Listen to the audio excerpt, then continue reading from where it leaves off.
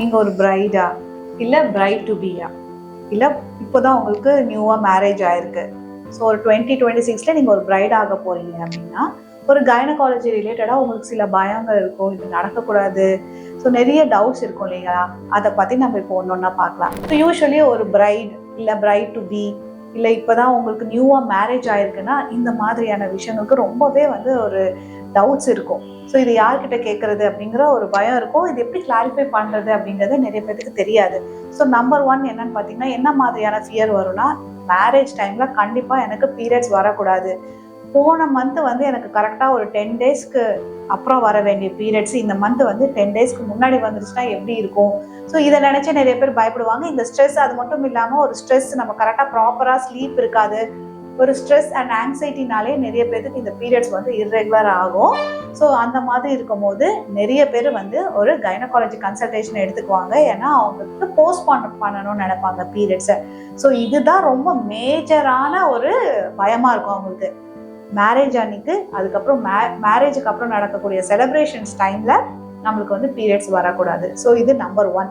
ரெண்டாவது, ஸோ இப்போ நம்ம ஒருத்தரை மேரேஜ் பண்ண போகிறோம். ஸோ அவங்க உங்களுக்கு ஒரு நோன் பர்சனாகவும் இருக்கலாம், இல்லை ஒரு அன்னோன் பர்சனாகவும் இருக்கலாம். பட் ஒரு இன்டிமேட் ஹெல்த்துன்னு நீங்கள் வரும்போது, இன்டிமேட் வெல்னஸ்ன்னு நீங்கள் வரும்போது கட்டாயம் நம்மளுக்கு ஒரு ஃபியர் இருக்கும். இது ஒரு அன்னோன் பர்சன், இவங்க கூட போய் நம்ம எப்படி நம்ம ஒரு லைஃப் நம்ம ஸ்டார்ட் பண்ண போகிறோம்.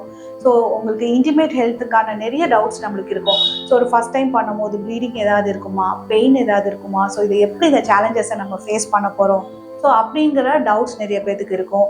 சில பேருக்கு சில பயம் இருக்கும், ஒரு பாடி இமேஜ் கன்சர்ன்ஸ் இருக்கும்.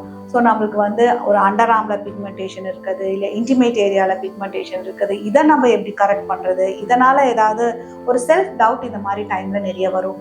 ஸோ இந்த மாதிரியான டவுட்ஸ் இது யார்கிட்ட கேட்குறதுனே நம்மளுக்கு தெரியாது. ஸோ யூஸ்வலி இந்த மாதிரியான டவுட்ஸ் எல்லாம் இருக்குது. உங்களுக்கு ஒரு மேரேஜ் ஃபிக்ஸ் ஆகிருக்காங்கன்னா கட்டாயம் நீங்கள் இந்த டவுட்ஸ் எல்லாமே நீங்கள் கிளாரிஃபை பண்ணிக்கணும். இந்த பயமே நிறைய பேருக்கு லைஃப்பை ஸ்டார்ட் பண்ண விடாமல் பண்ணிடும். ஏன்னா நாங்கள் நிறைய பேர் வெஜிடேஷனல் கண்டிஷன்ஸில் பார்த்துருக்கோம். அவங்க என்ன சொல்லுவாங்கன்னா, எனக்கு மேரேஜ் டைமில் எங்களோட ரிலேட்டிவ் இப்படி சொன்னாங்க, ரொம்ப பெயினாக இருக்குன்னு சொன்னாங்க. ஸோ அதனால் எனக்கு பயமாயிடுச்சு, நான் இன்னுமே என்னோடய ஃபேமிலி லைஃப்பை ஸ்டார்ட் பண்ணலை. ஸோ இந்த பயம் நிறைய பேருக்கு ஒரு இன்ஜெக்ஷன் போட்டாலே பயமாக இருக்கும். ஸோ அந்த மாதிரி இருக்கவங்க கிட்ட இந்த விஷயங்களை சொல்லும் போது ரொம்பவே பேனிக் ஆகிடுவாங்க. நிறைய பேர் வெஜினஸ்மஸ் நம்ம கிளினிக்கில் வரவங்க சொல்கிறதே அதுதான்.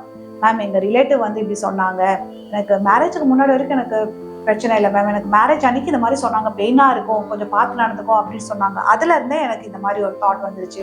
ஸோ இந்த மாதிரியான டவுட்ஸ் எல்லாம் நீங்கள் மேரேஜ்க்கு முன்னாடியே ஒரு கன்சல்டேஷன் எடுத்து கட்டாயம் நீங்கள் கிளாரிஃபை பண்ணணும். ஏன்னா இது நீங்கள் எக்ஸ்பெக்டே பண்ண முடியாத அளவுக்கான பாதிப்புகளை பின்னாடி தரும். ஏன்னா நிறைய பேர் ஒரு ஃபேமிலி லைஃபே ஸ்டார்ட் பண்ணாமல் ஒரு ரிலேஷன்ஷிப் இஷ்யூஸே வரதை நாங்கள் பார்த்துருக்கோம்.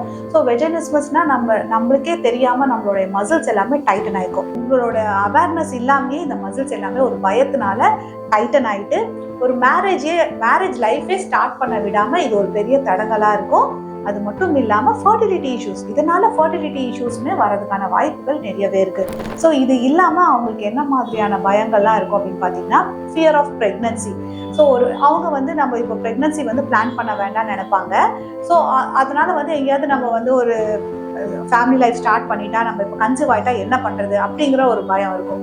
ஸோ உங்களுக்குமே ஒரு கான்ட்ராசெப்ஷன் அட்வைஸ் வேணும்னா கட்டாயம் நீங்கள் ஒரு டாக்டர்கிட்ட போய் நீங்கள் அட்வைஸ் கேட்டுக்கோங்க. ஏன்னா நிறைய பேர் இப்போ கெரியருக்காக நிறைய பேர் அவங்களுடைய ப்ரெக்னன்சி நீங்கள் கொஞ்சம் ஒரு 6 months ஆகட்டும் மேம், ஒரு 1 year ஆகட்டும் மேம், எங்கள் 2 பேருக்குள்ள ஒரு அண்டர்ஸ்டாண்டிங் வரணும் அப்படின்னு நினைப்பாங்க.